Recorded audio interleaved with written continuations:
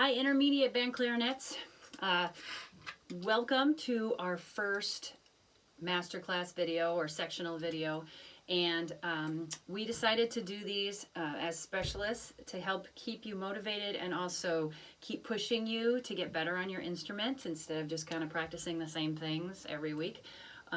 Or even just what I have for you down for the assignments and the listening assignments. So today we're going to push you a little further on some things that you should be knowing, but just for the clarinet, because I need to tell you some things that you need to know about like alternate fingerings and that sort of thing. So we're going to start with reviewing our scales, and we're going to start on page 18 with that, and then we're going to come back to page 18 later. And then in the middle, we're going to do some exercises at the end of the book in those green accelerator pages on 40 and 41. So we're going to start right now, though, with the scale. D scale you've been working on before. Again, this is page 18. Don't go to the back of the book. We're doing page 18. It's almost the same, but it doesn't have the thirds. And you should be memorizing this scale. Make sure that you're playing your C sharp, and it tells you on number 77, refer to the third C sharp fingering right on the fingering chart found on the inside cover of this book. Now, the book wants you to play your right finger, but when we play our D scale, we're going to practice going right on B and left on C sharp instead of the other way around. So draw a line through that and make sure you are going right hand B, left hand C sharp. Okay, here we go. Number 77. 1 and 2. Oh yeah, and then at the chord at the end, play the bottom and I'll play the top. 2, ready, and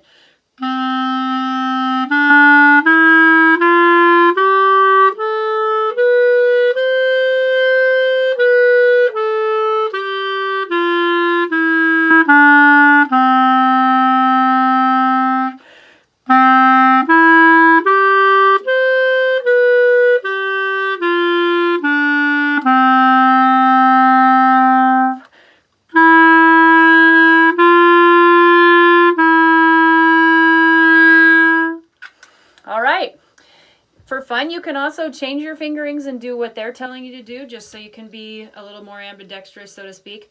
Okay, let's go to page 6 or page 40 now at the back of the book. And you're probably already there.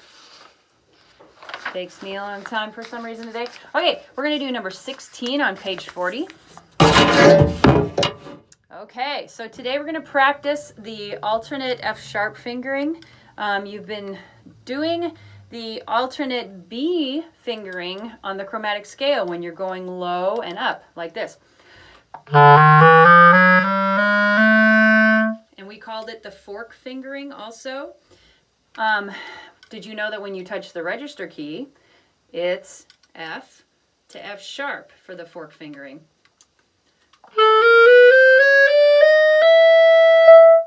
So we're going to practice going up and down from there.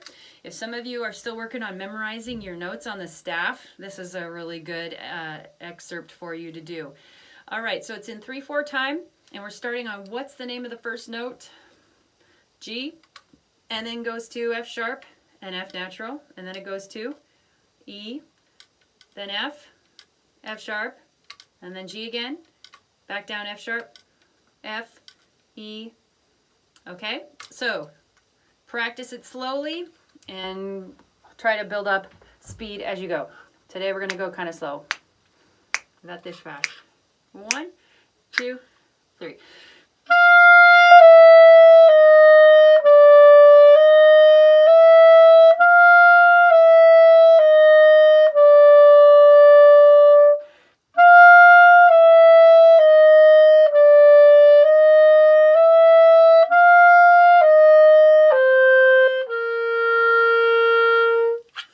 Now, some of you might have already started going above a high G, and I know all of you probably have, which is great. Remember some things about going up into those higher notes. G, A, B, C, for example. I have a bubble in my clarinet, excuse me. When you go to those higher notes, remember to keep your embouchure very firm. Think about having a backwards triangle for your chin, and it has to look like that in your mind. And also keep your airstream firm, but don't let your embouchure sag. If you do, it's going to be very flat. So I'm going to play a good high C and then a bad high C. See how different it can be? The pitch goes down a lot more extremely the higher you go if you have any changes in your embouchure. So you want to keep your embouchure as still as possible and firm and set. So don't warm up on a whole bunch of high notes. Warm up on low notes and then gradually build up to that high note so you can practice good embouchure, good tone. Okay, let's go to the next one. Flip your book over or turn your head to page 41, and we're going to go to 81, and it is showing us the right hand fingering for low F sharp. Now that's again high C sharp if you're playing the D scale with your right pinky. So look at the R's and the L's in this little excerpt here. They want you to play first, measure your right pinky F sharp going to your left pinky E. When you go to your left pinky E, you don't need to put your right pinky on the F key or the C key. You can keep it there on the F sharp because you're going to have to go right back to it. So G, then F sharp with your right pinky, then E with your left pinky, then F sharp. Second measure, G, F sharp, E, F sharp. Again, right pinky on C sharp, on F sharp, and left pinky on E, and then you finish it out. Now, what do you notice after the quarter rest? They're switching you, so now your F sharp is on your left pinky, like we traditionally are doing our D scale. We are doing that over the break with our left pinky. So now F sharp on left pinky, and E on right pinky, and F sharp on left pinky. Okay, so the first 4 measures are differently fingered than the last 4 measures. Be very careful that you are paying attention. So here we go with the right pinky on F sharp first. Beginning. 1, 2, ready, and.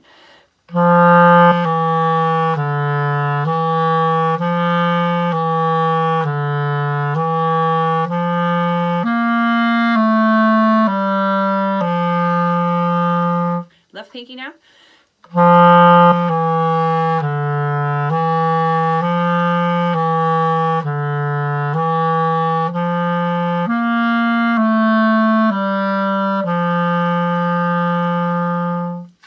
So you might ask, how do you know which one you're supposed to use? Context. Figure out where you are in a song, and if you just had to go from a low E to an F sharp, then you're probably going to have to use your left pinky for low E. Well, no, that's not necessarily true. It totally depends on where you are in the song and what's going on. So you choose which way is easier. But now you know how to do both. Okay, let's go to page 18 again, where we were initially. And some of us are a little rusty on our 6/8 time, but we're getting a little bit better. Fantasia on a theme by Thomas Tallis has a 6/8. And so I've been talking to you about 6/8, some of you a little more than other people. So let's go over there. It says Over the River, number 78.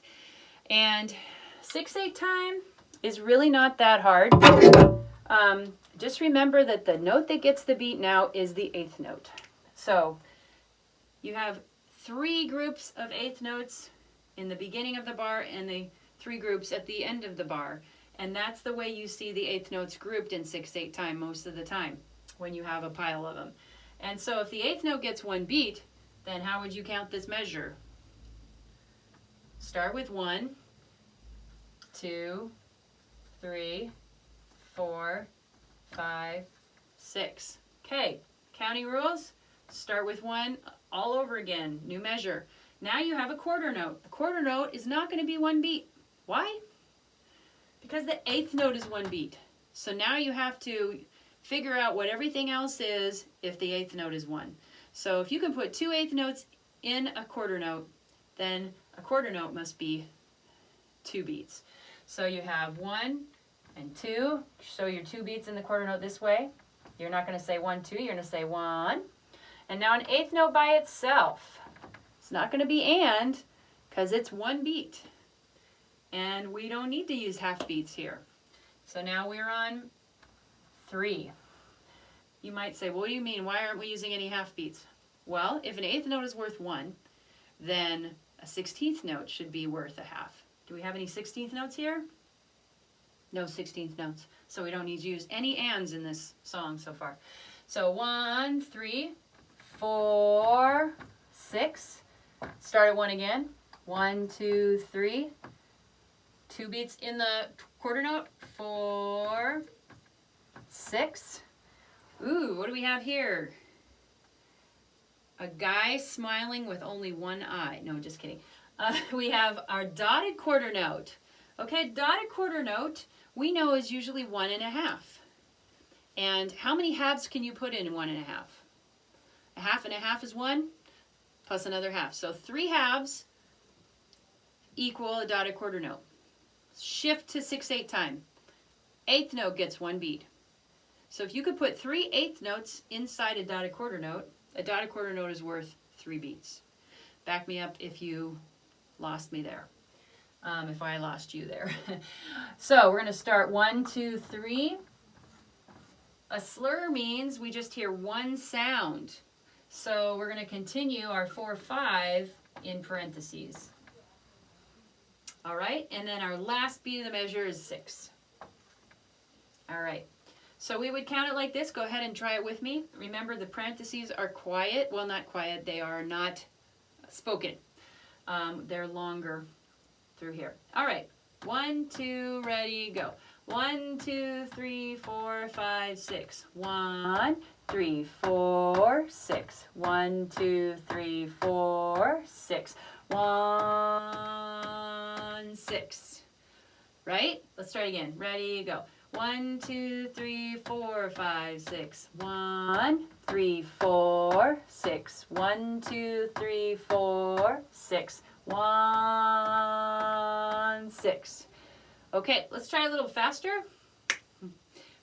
Now, remember 6/8 time is like 1, 2, 3, 4, 5, 6. 1, 2, 3, 4, 5, 6. So now we're going to think of eighth notes going da da da da da da. Ready and 1, 2, 3, 4, 5, 6. 1, 3, 4, 6. 1, 2, 3, 4, 6. 1, 6.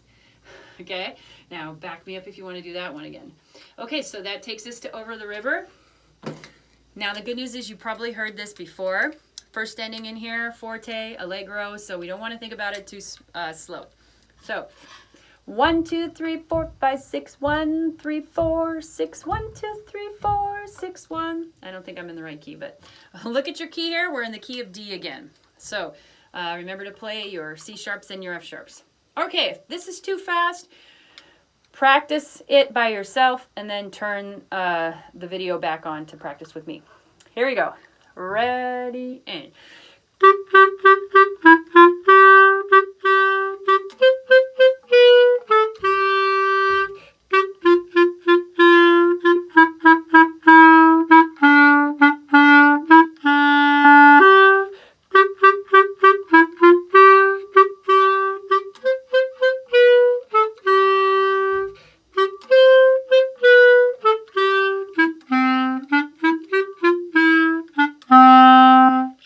Kind of fun, huh? Make sure you take the second ending so you can follow with me. Okay, clarinets, if you have any suggestions for other things you want me to work on with you, please let me know on the Microsoft Teams. Otherwise, we'll do something different next week, and I look forward to giving you some special clarinet information. See you later.